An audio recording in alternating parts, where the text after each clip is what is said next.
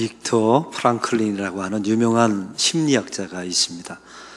이 심리학자는 유태인이면서 제2차 세계대전 때 독일군에 의해서 포로로 감옥에 갇히게 됩니다.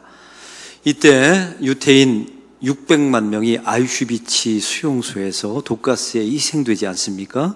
바로 그 자리에 있었던 겁니다. 이 빅터 프랑클린이라고 하는 심리학자가 그 오랜 기간 동안 감옥에 있으면서 자기 주변의 사람들이 하나하나 끌려나가서 시체로 돌아오는 것을 직접 보았다 합니다. 그러면서 끝까지 살아남은 자들의 이야기와 증언을 책으로 기록했습니다. 그 내용 중에 한 가지를 소개합니다. 이 빅터 프랑클린이라고 하는 이 심리학자가 보니까 날마다 이 독일군들이 사람을 끌어내어서 독가스에 죽이지 않습니까? 근데 보니까 긍정론자들은 다 죽더라 합니다. 왜냐하면 이 전쟁이 빨리 끝날 것이다, 나는 살아남을 것이다 라고 긍정론을 가졌는데 보니까 자기 옆에 있는 사람이 끌려가서 시체로 돌아오거든요. 절망해서 인생을 스스로 포기하는 모습을 보더라 합니다. 이런 사람들이 끌려나가고 또 자기 인생의 비관론자들이 있었다 합니다. 나는 이제 죽었다, 세상은 끝이다, 이렇게 말하는 사람들은 이미 눈동자가 풀려 있더라는 겁니다. 참 놀랍죠? 그런 사람들을 독일군이 제일 먼저 찾아내더라 합니다. 그리고 그런 사람들을 양심의 가책 없이 가스실에 집어넣더라는 거예요. 그럼 누가 끝까지 살아남았을까요? 이 빅터 프랑클린이라고 하는 심리학자가 이렇게 말했습니다. 살아가야 할 목적과 이유가 뚜렷한 사람들이 살아남더라는 겁니다. 왜냐하면 그들은 눈빛이 다르더래요. 내가 지금 여기서 가스실에 잡혀와 있어요. 언제 죽을지 모릅니다. 이 전쟁이 언제 끝날지 몰라요. 그리고 내 가장 가까이 있는 사람이 매일 죽어나갑니다. 그런데 내가 살아야 하는 이유가 있다는 것이죠. 내가 사는 목적이 있고, 이런 사람들은 눈빛이 살아있고요, 독일군이 그런 사람을 지목하지 못하더랍니다. 그리고 이런 사람들이 끝까지 살아남았고 결국은 2차 세계대전이 끝났으며 이 사람들이 석방되었다는 이야기입니다. 이 사건 이후에 빅터 프랑클린이라고 하는 이 심리학자는 살아남아서 가스 수용소에서 살아남아서 의미 테라피라고 하는 유명한 치료법을 개발했습니다. 내용인 즉 이렇습니다. 사람이 건강하다고 해서 오래 사는 게 아니라는 겁니다. 자기 삶이 풍족하다고 해서 오래 사는 게 아니라 누가 끝까지 견뎌내고 누가 생존하냐면 자기 삶의 의미를 아는 사람. 저와 여러분은 만세 전부터 하나님께서 택정하셨다는 사실을 믿으십니까? 그냥 택정한 게 아니에요. 하나님께서 이 세상에 보내신 분명한 소명, 목적, 이유, 존재 이유가 있다는 사실이죠. 이걸 알고 세상 속에 그 하나님께서 나를 부르신 그 가치를 드러내며 사는 것이 소명이라는 사실입니다. 오늘 성경에 보면 그 사도 바울이 결박 속에 드러낸 소명을 소개하고 있습니다. 사도 바울은 지금 3차 전도 여행 중에 있으며 마무리 과정입니다. 이제 예루살렘에 올라가서 체포당하게 되면 로마에 끌려가서 압송당해서 순교하게 되는 이 여정을 막바지를 우리가 보고 있습니다. 이 사도 바울은 자기 자신이 이제 마지막 여정이라는 것을 알고 있습니다. 그래서 고별 설교이면서 유언을 오늘 본문에서 하고 있습니다. 밀레도에서 에베소의 장로들을 초청해다가 그들에게 마지막 설교를 하고 있는 것입니다. 지금 사도 바울은 예루살렘으로 향하고 가고 있는 도중입니다. 이것은 사도 바울의 자신의 뜻과 의지로 가는 여정이 아니었습니다. 그걸 어떻게 알 수 있습니까? 22절의 말씀을 우리 다 같이 읽겠습니다. 보라, 이제 나는 성령에 매여 예루살렘으로 가는데 거기서 무슨 일을 당할는지 알지 못하노라.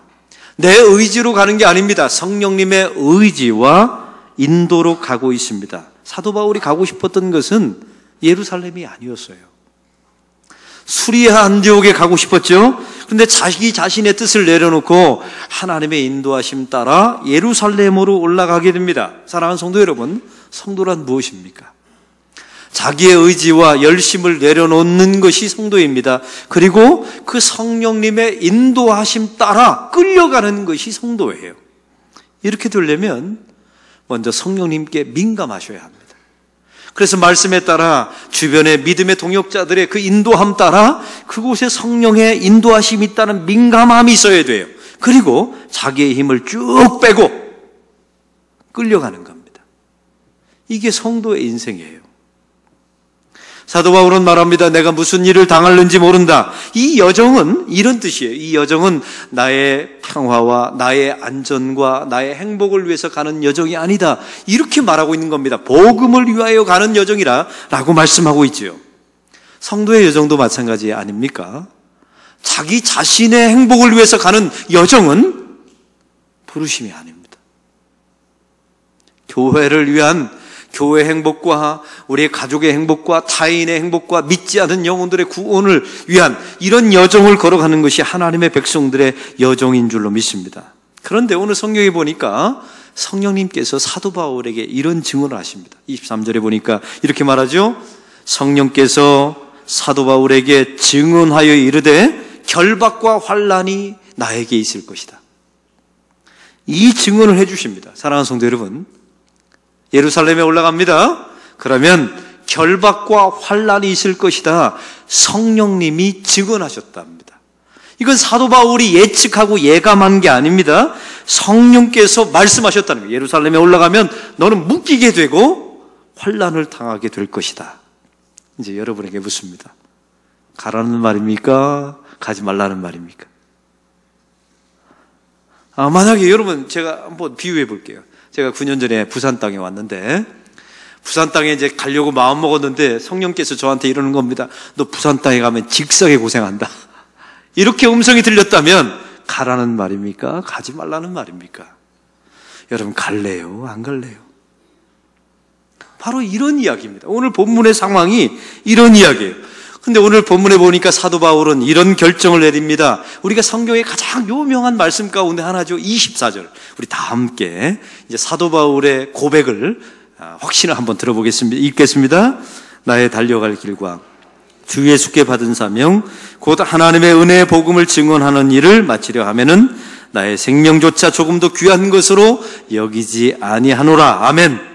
사랑하는 성도 여러분, 결박과 환난에 있는 예루살렘으로 나는 반드시 가겠다. 사도 바울이 그렇게 말했답니다. 나는 죽더라도 가는 것이 하나님께서 나에게 주신 소명이다라고 말했다는 겁니다. 사도 바울은 왜 가야 되는지, 내가 그 예루살렘에 가서 무엇을 해야 되는지 알고 있었던 겁니다. 그게 무엇입니까? 하나님의 은혜의 복음을 전하는 것을 마치려 하면. 이게 사도 바울의 소명이었던 겁니다. 그래서 그 다음에 이렇게 말하죠. 나의 생명조차 조금도 귀한 것으로 여기지 아니하노라. 이 말은 결박과 환난이 있다고요? 하나님, 그것이 나를 막지 못할 것입니다. 그럼에도 죽더라도 저는 가겠습니다. 이렇게 응답했다는 것입니다. 사랑하는 성도 여러분, 성령께서 가라는 얘기입니까? 가지 말라는 얘기였습니까? 가라는 얘기였던 겁니다. 이걸 사도 바울이 알았던 거예요. 그런데 이상한 점이 있습니다. 우리가 20장, 바로 다음 장에 집에 가서 한번 읽어보세요. 사도행전 21장 3절에 보니까 이제 사도 바울이 밀레도를 떠나서 이제 예루살렘으로 가는 도중에 두로라고 하는 지역에 상륙하게 됩니다. 배를 타고 가다가 상륙하게 되죠. 거기에 두로라는 지역에 갔더니 예수 믿는 제자와 성도들이 있는 거예요. 그런데 놀라운 사실은 그들이 이렇게 말합니다. 성령의 감동으로 바울더러 예루살렘에 올라가지 말라 말하더라. 이렇게 말합니다. 여러분, 그들도 예수 믿는 사람이에요. 그래서 성령의 감동이 있었던 겁니다. 어떤 감동입니까? 사도 바울이 이제 예루살렘으로 향하는데 예루살렘에 가면 결박당하고 환난당할 것이다. 이걸 알고 들었던 거예요. 근데 이들은 뭐라고 말했다고요? 올라가지 말라고. 그 올라가지 말라는 하나님의 뜻이라고 해석하고 적용했다는 겁니다. 어떻게 이렇게 다를 수 있습니까? 그 다음 사도행전 21장 8절에 보니까 이제 두로를 지나서 가이사라 지방에 갑니다. 예루살렘에 가는 여정이에요. 가이사라에 갔더니 이번에는 사도 바울이 7 집사 중에 하나인 빌립 집사의 집에 머물게 됩니다. 그런데 그 집에 아가보라고 하는 선지자가 찾아와요. 아가보가 와서 이러는 겁니다. 바울이요, 당신이 가지고 있는 허리띠를 좀 나에게 달라고. 이상하잖아요. 왜 허리띠를 갑자기 달라고 해요? 그래서 아가보 선지자에게 바울이 둘렀던 허리띠를 쭉 끌어서 주었죠. 이제 띠겠죠. 끈이겠죠. 그때 아가보 선지자가 그 끈을 받아듭니다. 그리고 그 끈으로 자기 자신을 묶는 거예요. 그러면서 이렇게 말합니다. 바울이요, 당신이 예루살렘에 올라가면 이렇게 결박당할 것이라고, 그리고 이방인에게 내어줄 거라고 하나님이, 성령님이 나에게 말씀하셨습니다. 그 다음 말이 중요합니다. 그러므로 올라가지 마십시오. 이렇게 가이사랴 사람들이 말했다는 겁니다. 아가보도 말하고요. 사랑하는 성도 여러분, 사도 바울이 만난 성령님과 이 두로와 가이사랴 사람들이 만난 성령님이 다른 성령님입니까? 같은 성령님이에요. 이 사람들은 예수를 믿는 사람들입니다. 똑같이 성령의 감동으로 하나님의 음성을 들었어요. 어떤 음성이요? 사도 바울이 예루살렘에 올라가면 결박당하고 핍박당해서 이방인에게 넘겨주어서 죽게 될 것이다. 이걸 들었어요. 근데 사도 바울은 이걸 이렇게 해석했습니다. 나의 달려갈 길을 끝까지 다가고 하나님의 은혜의 복음을 증거하는 일을 마치는 것이 나의 소명이다. 이건 올라가라는 하나님의 사인이다. 해서 올라갔다는 거예요. 근데 이상하죠? 두로와 가이사랴 성도들은 똑같이 예수를 믿는 사람이에요. 성령의 감동을 받았습니다. 그리고 성령님의 음성을 들었지요. 사도 바울이 예루살렘에 올라가면 죽는다, 결박당한다, 환난을 당한다. 그러므로 올라가지 마십시오. 이건 하나님의 뜻이 아닙니다. 이렇게 말했다는 겁니다. 이 차이가 무엇일까요? 둘은 같은 성령님을 음성을 듣고 같은 감동을 받았는데 왜 이렇게 다르게 해석할 수밖에 없었을까요? 그것은 바로 소명이 있고 없고의 차이였던 겁니다. 소명을 아는 사람과 소명을 모르는 사람, 여러분 예수 믿는 사람도 다 똑같은 게 아닙니다.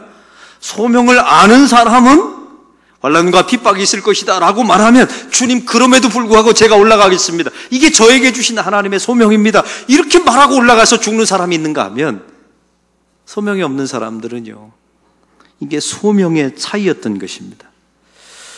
사도 바울은 소명과 부르심이 무엇이라고 깨달았습니까? 여러분 사도행전 9장에 보면 사도 바울이 다마스커스에 예수 믿는 사람들을 잡아 죽이러 가는 장면이 나와요.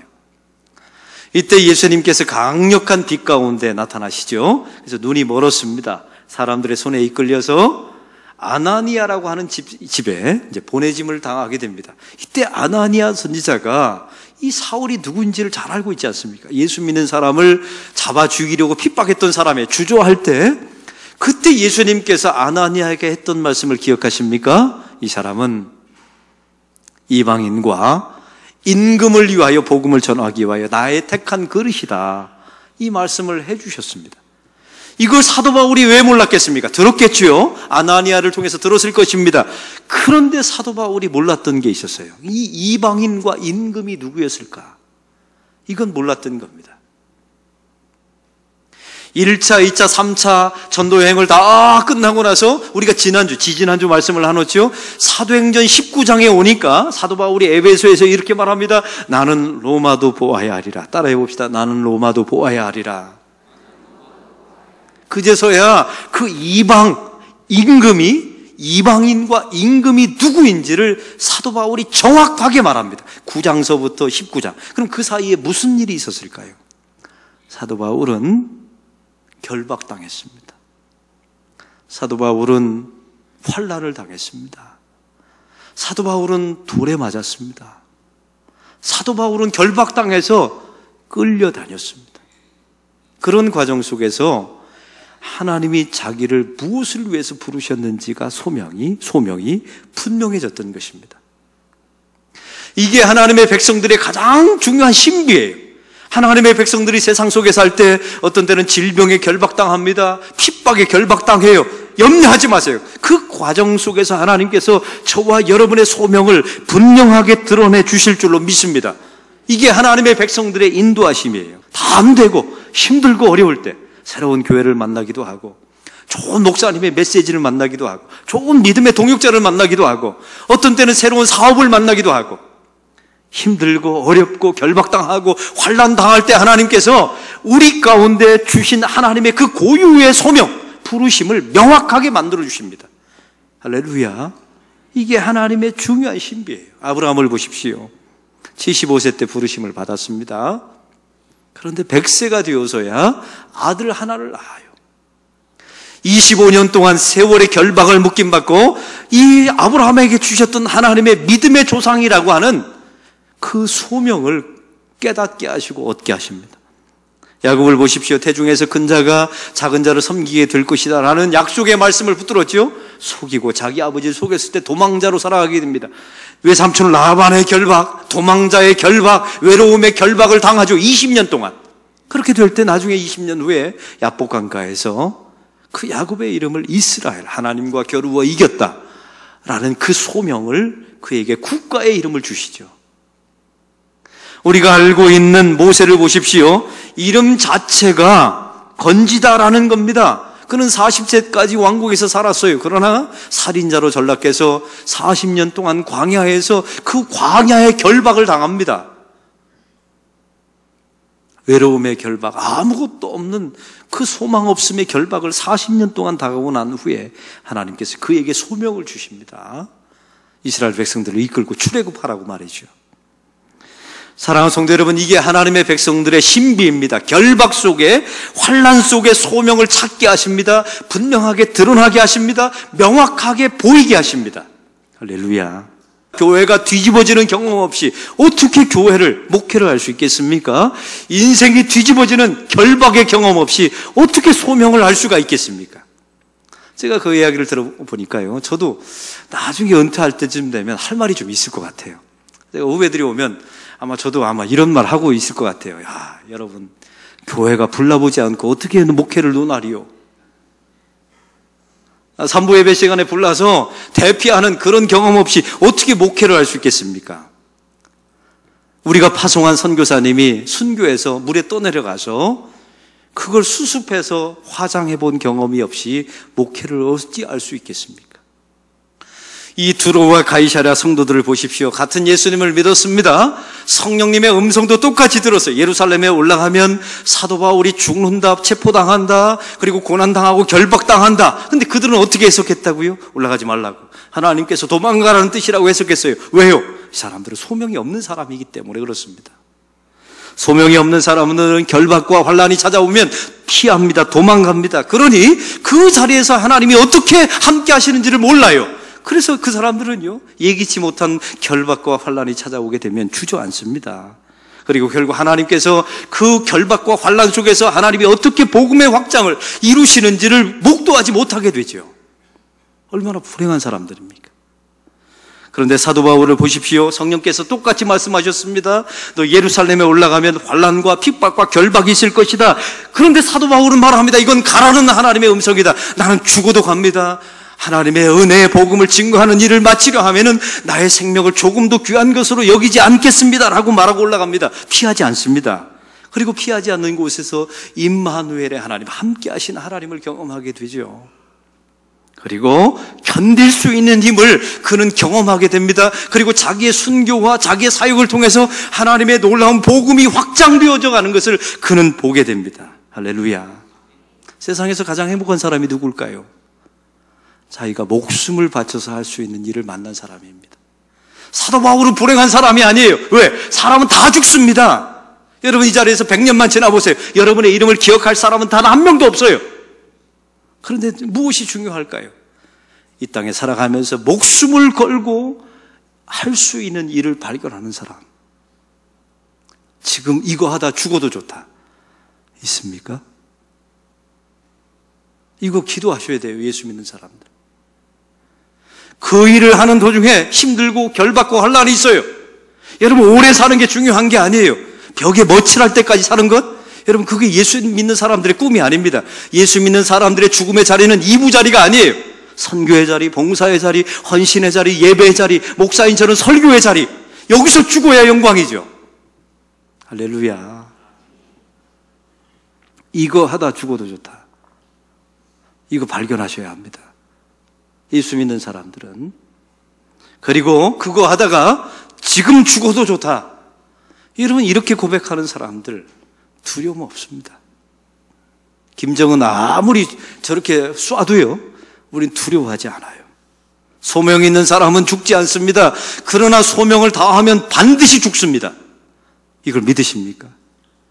제가 우리 교회 선교를 가다 보면 매년마다 선교를 가면요, 이 자녀들을 데려가는 경우가 있어요. 그럼 부모님들이 그래요. 목사님 거기 가서 조원주 선교사님처럼 죽으면 어떻게 합니까? 한번 따라해 봅시다. 따라해 보세요. 애들은 쉽게 죽지 않는다. 쉽게 죽지 않아요. 소명을 다해야 죽죠.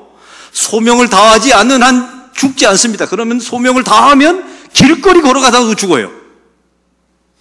여러분의 소명은 무엇입니까? 오래 사는 거예요? 벽에 모칠할 때까지 이부자리에서 사는 것이 여러분의 꿈입니까? 그 사람은 불행해질 겁니다. 왜요? 의미 테라피가 안 되는 거예요. 이 소명의 테라피가 없는 겁니다. 제가 처음에 목사가 되었을 때 세문안교회 부목사로 갔습니다. 고등부를 담당했는데 그때 여름 수련회 때 김성철이라고 하는 아이가 2명의 아이를 전도해 왔어요. 얼마나 귀합니까? 우리 고등부 교사 선생님의 자녀가 자기 친구 2명을 전도해서 온 거예요. 그래서 그 아이들이 은혜를 받고 예수님 영접하겠습니까 했을 때 다 손을 들었어요. 근데 수련회가 끝났는데 그 2 아이가, 전도받은 아이가 성철이한테 그런 겁니다. 이제 우리가 너 따라서 교회에 와줬으니까, 이제 수련회 와줬으니까 나 따라서 동해안 가자. 그래서 동해안을 갔어요. 셋이 이제 수영을 하다가 썰물 때문에 쭉 나가는데 이 아이들이 쓸려 나간 겁니다. 우리 고등부 성철이가 그 2 아이를 밀어놓고 자기가 물에 빠져 죽었어요. 한밤중에 전화가 왔는데 제가 지도하는 아이가 물에 빠져 죽었다고. 목사님 어떻게 하면 좋겠냐고. 제가 강원도까지 달려갔습니다. 참 이상한 것은 썰물이 나갔는데 시체를 못 찾는 겁니다. 3일 내내 앉아서 그 부모님과 함께, 하나님, 이 아이가 전도했던 아이들입니다. 그 아이 살려내고 이 아이가 죽었습니다. 근데 부모님이 그걸 받아들였어요. 이 아이가 여기까지라는 것, 이게 이 아이의 소명이라는 걸 받아들였어요. 그 대신 하나님, 한 가지 부탁 좀 합니다. 시체만은 돌려주십시오. 참 놀라운 것은 3일째 되는 날에 그 성철의 아이의 시체가 떠올랐어요. 우리 눈앞에. 그리고 그 아이를 부모님과 제가 함께 했죠. 하면서 이 아이의 죽음을 의미 있게 하려면 시신 기증을 합시다 해서 관동대학교를 찾아갔더니 거부를 당했어요. 이미 너무 불어가지고 3일 만에 이미 시신이 많이 부풀어 오른 겁니다. 그래서 원장님을 만나서 안 됩니다. 이 부모님, 이 아이 의미 있게 만들려고 지금 마지막 하는 겁니다. 받아주십시오 해서 그 아이의 시신 기증 예배를 드렸습니다. 이런 과정 없이 어떻게 목회를 할 수 있겠습니까? 결박 속에 하나님의 백성들은 소명을 발견합니다. 소명이 뚜렷해집니다. 환난이 임할수록, 여러분의 인생이 뒤집어질수록 그 속에서 하나님께서 나를 부르신 분명한 목적을 발견하게 됩니다. 이 사람들은 의미에 대한 고통은 없어요. 왜? 하나님께서 나를 이 일에 부르셨으니까. 미래에 대한 불안도 없습니다. 왜? 이거 하다 죽으면 좋으니까. 그리고 거대한 하나님의 섭리 안에 내가 들어와 있음을 믿고 두려움도 없습니다. 그리고 소명 이외의 것에 자기 시간과 물질을 낭비하지 않습니다. 그리고 세상 사람들과 경쟁하거나 비교하지 않아요. 왜? 나의 길을 걸어가니까요. 그리고 열정이 생깁니다. 그리고 말하죠. 주님, 이거 하다 죽어도 좋습니다. 그거 발견하셔야 합니다. 똑같은 예수를 믿어도 이 두로와 가이사라 사람처럼 믿으면 안 됩니다. 사도 바울처럼 결박당하고 핍박당할 것이다 라고 말하면 주님, 이건 가라는 하나님의 사인입니다. 제가 올라가서 하나님의 은혜의 복음을 증거하는 일을 다 마치고 거기서 죽겠습니다. 우리 주님께서 이 말씀을, 이 설교를 왜 사도 바울을 통해서 했을까요? 저와 여러분도 이렇게 살라고. 이렇게 살아야 나중에 의미에 대한 고통이 없을 거라고 주께서 말씀하십니다.